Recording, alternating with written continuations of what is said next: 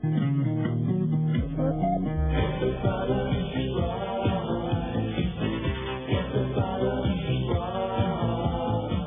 thing that we always did was we went out and played, and you know, from very early on built up a small following, and that gradually grew. That has been a very slow process, and you know, you can only really do that by continually putting out good music and continually performing and playing and, you know, doing what a band's supposed to do.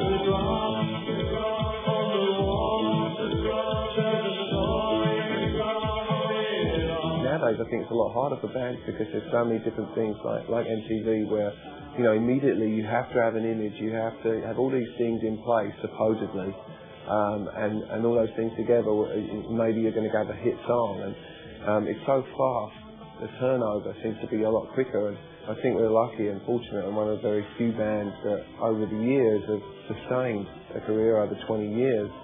So that's got to do a lot with, you know, constantly like trying to push yourself and writing great songs and reinvent yourself each time musically, you know, work with different people. Working with different people resulted in the landmark Depeche Mode live album 101 and its subsequent concert film directed by D.A. Pennebaker.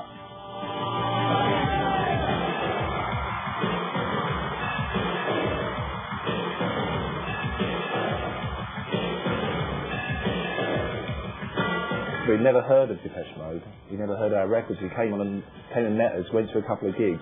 We just couldn't believe the band synthesizers and this adulation from the crowd, and we wanted to get that across. He'd never been to a concert or experienced that thing, that kind of event, and there is a chemistry there that happens between, you know, us and the audience when we play. It's an atmosphere that's really indescribable, but you know, that's what he felt was really exciting, and you know, I understand that. Someone else who understood Depeche Mode was Dutch photographer Anton Corbijn, and his task was to develop the visual side of the band. I think we were a bit of a mess, to be honest, until we started working with Anton Corbijn.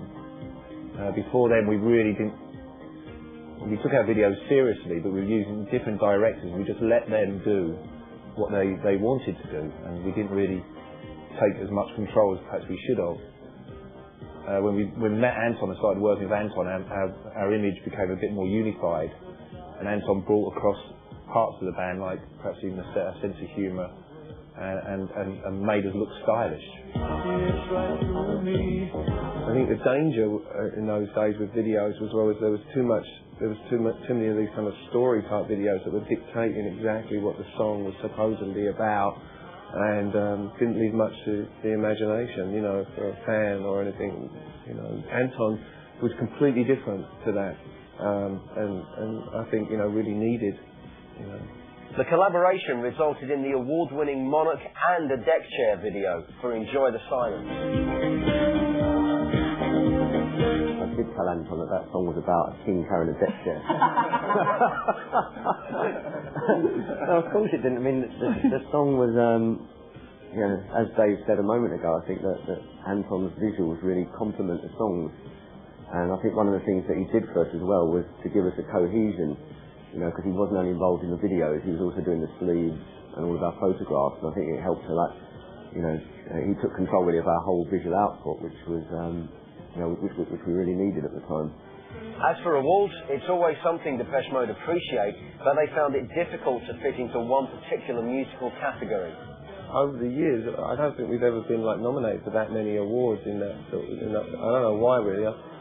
There's good and bad things about that, you know. It'd be nice to be included sometimes, but at the same time, it's kind of like we're kind of separate from stuff, you know. Depeche Mode is like, you know, other bands have come and gone and different fads and different things, but for some reason, we seem to have a sort of like a unique little niche that we cut out for ourselves, and I think it's difficult for people to put us in any kind of category, and maybe that's got something to do with it.